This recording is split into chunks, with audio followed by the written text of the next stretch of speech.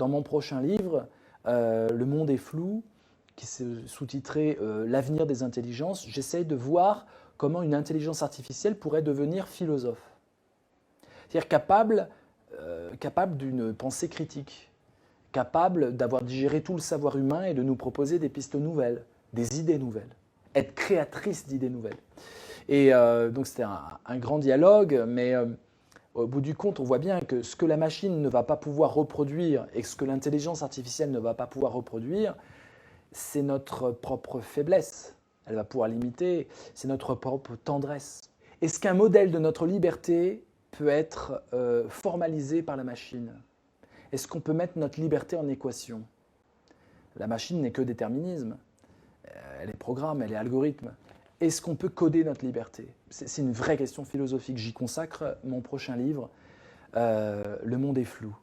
Qu'est-ce que c'est cette liberté humaine? Si elle n'est pas déterministe, si elle n'est pas programme, si elle n'est pas algorithme, qu'est-ce que c'est? Est-ce qu'une intelligence artificielle du futur sera capable d'être libre comme nous sommes libres? Qu'est-ce que ça signifie?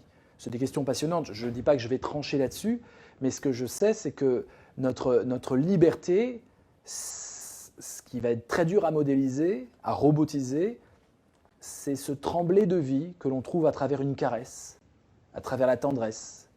Voilà. Est-ce qu'un robot peut masser? Il y a des robots masseurs, c'est une catastrophe.